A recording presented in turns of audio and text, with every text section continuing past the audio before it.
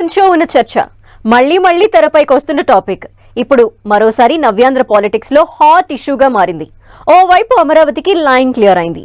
రాజధానికి రాజముద్రతో దశ దిశ మారుతుందనుకుంటే మావిగన్ పేరుతో జగన్ మంటలు రాజేశారు.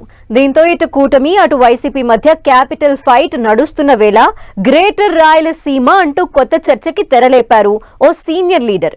సరిగ్గా ఇదే టైంలో ఆ చర్చ ఎందుకు? రాయలసీమ నేతల డిఫరెంట్ టోన్ వెనక ప్లాన్ ఏంటి?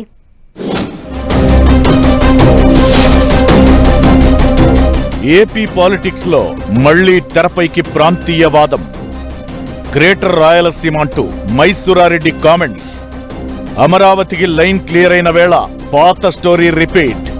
గతంలో రాయలసీమ ప్రత్యేక రాష్ట్రమంటూ డిమాండ్లు. ఓవైపు రాజధాని రచ్చ, మరోవైపు గ్రేటర్ రాయలసీమ స్లోగన్. ఆంధ్రప్రదేశ్ రాజకీయాల్లో మరోసారి ప్రాంతీయవాదం తెరపైకొచ్చింది. ఒకప్పుడు తెలంగాణ ఉద్యమం ఉధృతంగా సాగిన టైంలోనే రాయలసీమ అస్తిత్వం అంటూ చర్చలు జరిగాయి. ఇప్పుడు గ్రేటర్ రాయలసీమ అంటూ మాజీ మంత్రి మైసూరారెడ్డి మరోసారి స్లోగన్ అందుకున్నారు. నవ్యాంధ్రలో ఇప్పుడిప్పుడే రాజధాని వ్యవహారం ఒక కొలిక్కి వచ్చిందని అంతా అనుకుంటున్నారు. ఉమ్మడి ఏపీ నుంచి తెలంగాణ విడిపోయాక 2014 నుంచి 12 ఏళ్లుగా ఏపీ రాజధాని అంశం ప్రతిరోజు చర్చకు వేదికగా కొనసాగుతూ వస్తోంది. ఇప్పుడు అమరావతి పార్లమెంటు ఉభయ సభలు లైన్ క్లియర్ చేసిన వైసీపీ మాత్రం మావిగన్ స్లోగన్ బలంగా వినిపిస్తోంది. ఏపీ రాజధానిగా అమరావతికి హోదా దక్కిందన్న సంతోషం దక్కిందో లేదో వైసీపీ క్యాపిటల్ ఫైట్ కు తెరలేపింది. సరే, అది ఎప్పటికీ ఉండే ముచ్చటే అనుకుంటే సీనియర్ రాజకీయ నేత మాజీ మంత్రి మైసూరారెడ్డి ఒక బాంబు పేల్చారు. ఏపీలో రాజధాని పరిణామాలు రాజకీయాలు చూస్తుంటే గ్రేటర్ రాయలసీమ ప్రత్యేక రాష్ట్రం తప్పదని అనిపిస్తోందని సంచలన వ్యాఖ్యలు చేశారు. ఏపీలో రాయలసీమకు తీవ్ర అన్యాయం జరుగుతోందని ఆవేదన వ్యక్తం చేశారు. విభజన సమయంలో ఆనాటి కేంద్ర ప్రభుత్వం నియమించిన శివరామకృష్ణన్ కమిషన్ చేసిన సిఫార్సులను గుర్తు చేశారు. అమరావతి ప్రాంతాన్ని కాని విజయవాడ గుంటూరును గాని రాజధానిగా ఎంపిక చేయొద్దని శివరామకృష్ణన్ కమిషన్ కీలక సూచనలు చేసిందంటున్నారు. దొనకొండ దగ్గర ఏకంగా 70,000 ఎకరాల ప్రభుత్వ భూమి ఉందని కూడా కమిషన్ చెప్పిందన్నారు. అంతేకాదు, రాజధాని నిర్మాణం కోసం వ్యవసాయ భూములను తీసుకోవద్దని, ప్రైవేట్ భూములు అంతకంటే తీసుకోవద్దని కమిషన్ చెప్పిందంటున్నారు. కానీ 2014లో అధికారంలోకొచ్చిన చంద్రబాబు పట్టుబట్టి మరీ వ్యవసాయ భూములు పైగా ముంపు ప్రాంతమైన అమరావతిని ఎంపిక చేశారని మైసూరారెడ్డి విమర్శించారు. మావిగన్ పేరుతో జగన్ కొత్త ప్రతిపాదనలు చేయడం మరింత బాధాకరమన్నారు. నాడు అమరావతికి ఓకే చెప్పి ఆ తరువాత 3 రాజధానుల నినాదాన్ని ముందుకు తెచ్చారన్నారు.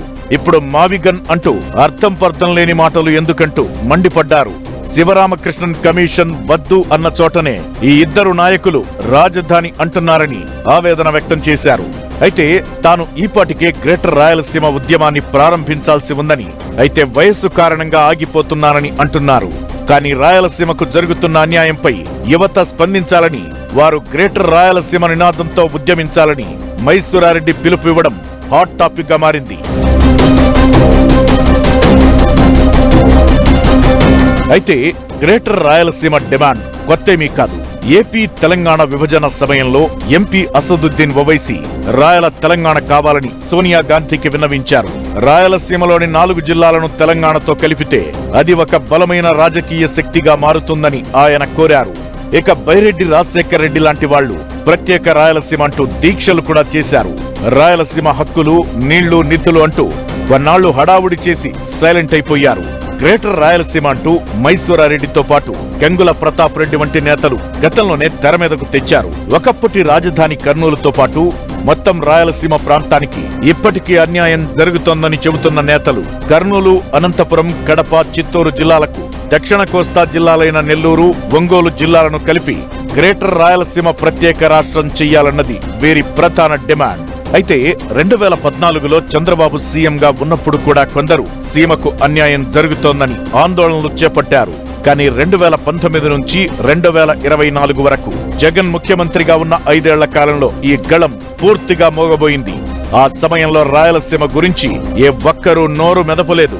ఇప్పుడు మళ్లీ కూటమి ప్రభుత్వం అధికారంలో ఉండగా ఓవైపు అమరావతికి చట్టబద్ధత దక్కిన వేళ గ్రేటర్ రాయలసీమ నినాదాన్ని పొలిటికల్ స్క్రీన్ పైకి తేవడం ఆసక్తికరంగా మారింది.